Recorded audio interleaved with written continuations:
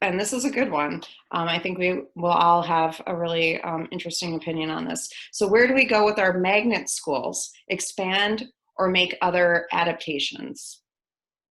Adaption. I think it was meant to be adaptations. So do we continue to create more magnet schools, or do we bring our programs from our magnet schools into the other schools? So, we're creating more of that access to those magnet qualities. I think the first thing you do is you consolidate the programs. We have too many programs that we can't afford. I want all of these programs in a great university style district. There should be tons of different magnet programs. The actual results of the tests and the graduation rates seem to show, though, that we have too many programs that are benefiting too few kids. So my attitude is we pick the best of the magnet programs, we consolidate them to a few buildings in the center of the district, make them pre-K to 12 programs, and then for the rest of the district, we focus on fundamental education. So that where you have areas in the district of high poverty, high traffic, families are moving back and forth all the time, during the time that they're in residence in our district, they're getting a solid fundamental education. If they can do that, even if it's just if they're only there for 2 or 3 years, that can provide a foundation for that child moving on to the next district that they can carry with them. Mm-hmm. If we get too specialized, like for example, you'll have a fine arts school, you can have a STEM school, you can have an IB school, you can have an AP school. Too often, those are very narrow interests that only benefit the top 20% of the kids. Those kids are going to be okay regardless. We narrow the programs, we centralize them in the district, and we focus on the core education. As we get that right, you will have more kids who are academically ready for the rigors of the more intense magnet programs. And we'll be able to expand because we'll have the student base to expand them with. Mm-hmm. And parents will demand it. Mm-hmm. Yeah. Renee, what's your thought on this? A couple of different things. Number one, first of all, I agree with you, Eric. I think you're spot on that. And I know I sound like a broken record in this case, but the next 2 to 4 years are going to be really, really difficult financially in this school district. And, unless we can turn that boat around, there's not going to be any money for anything, extra or special or bringing people up or any of the other. We won't even be able to do the basic fundamentals that you talk about, Eric. And that's something that we talk about all the time. But on top of, so let's say we have all the money in the world and now I get to daydream about my school district. On top of that, the magnet schools, I think we're being too limiting, and what can we do to expand vocational education, and what can we do to expand more apprentice programs, more hands-on working, to make, more hands-on, to make the education really, really relevant for the kids. I think that there are a lot of different ways in which we can deliver skills and education that can carry them into adulthood that are beyond just magnet schools. And two of the most underutilized resources in our community are Hennepin Tech and North Hennepin Community College. North Hennepin Community College, from a post-secondary option, could provide so much more in the way of higher level classes for our gifted students who are really geared towards wanting to focus on their math or their science, or just want to get a go on getting their education or their college going. Hennepin Tech, it provides a ton of employment-ready programs. And if a kid going into their sophomore or junior year makes adequate use of either one of those phenomenal institutions, of which I am a graduate of one, you can leave high school with a high school diploma and an AA or a technical certificate. That kid is now employment ready to get out there and make a big dent in our community.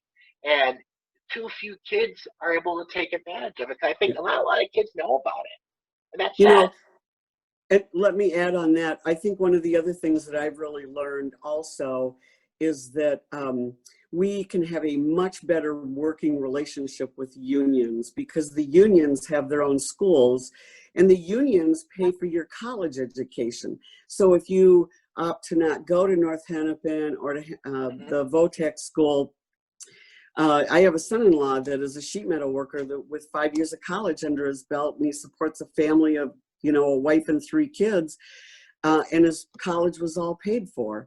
And so those are the opportunities that our kids out there aren't learning about for whatever reason. So.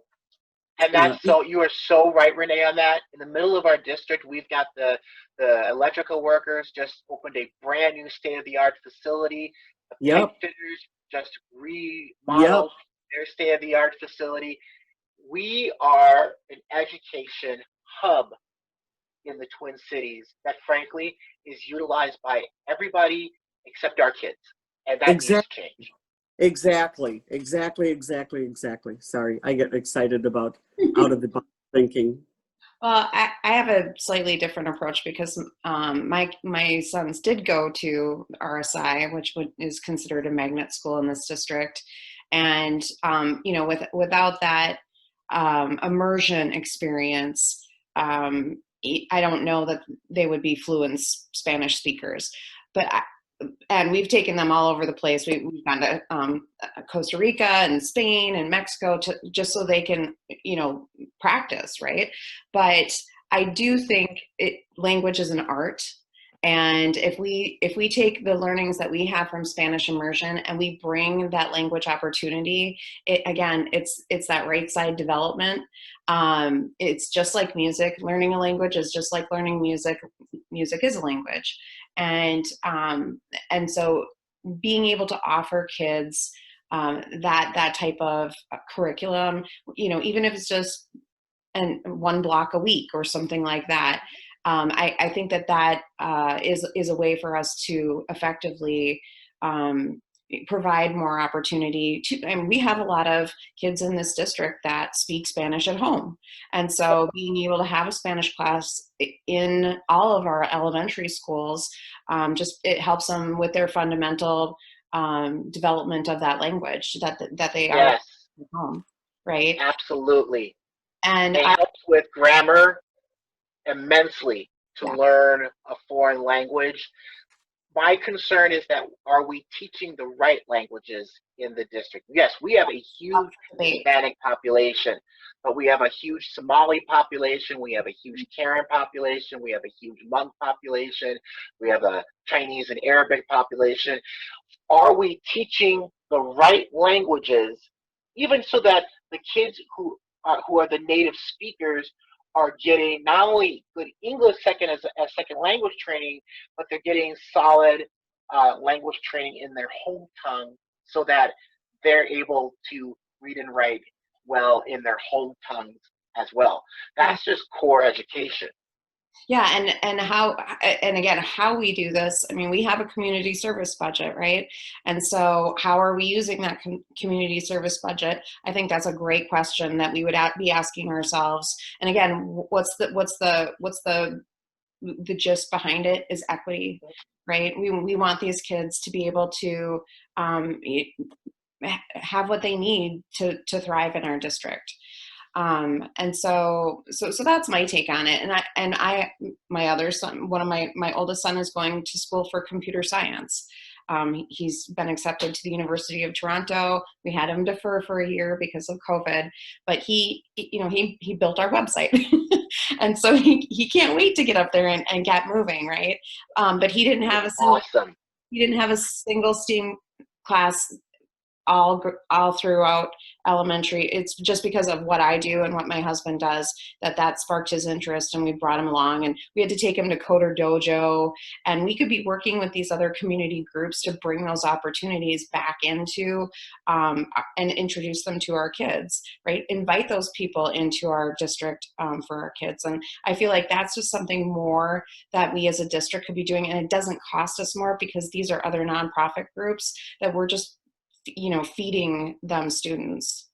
But we have to make sure that the kids that are struggling the most are up on the basics. And so for many of our kids, just reading, doing math, and the core skill of writing is a daily struggle. I think back to my daughter who has struggled with that. And that if we, for us, a win is, can she read to a certain level? Can she write to a specific level? Her teacher last year was amazing. She took a child that wasn't very verbal, and now my kid can suddenly, she's having these really high-level conversations with me.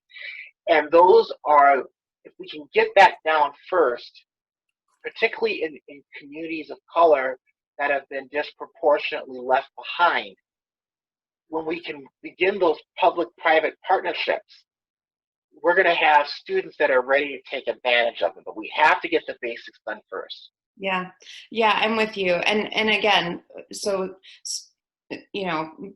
every kid is going to be at a different point on their educational journey, right? One thing that I heard, and this was just recently, right, is that it seems like we started the school year with a curriculum that didn't acknowledge that we really kind of bombed the last quarter with nobody's fault, everybody's fault. Like it just was like, but the kids were really struggling. And then we started this year like that never happened, and didn't catch them up over the sort of the summer, give them the opportunity to do that, but just started off like with our normal curriculum. And some of the kids weren't necessarily ready. And so now they're having to sort of work extra hard to get caught up so that they're succeeding this year. And so, I'm sensitive to that too. We're living in extraordinary times, right? So that is really a challenge for us. But, as board members, what I would expect from all of us is that we would acknowledge that what happened last spring, and we would work with the community to take the right corrective actions, work with the administration to make sure that our children are feeling comfortable, that our teachers are feeling comfortable, that the kids are ready to learn what they're ready to teach. And that's something that I feel like we're just sort of dancing around the elephant in the room there. And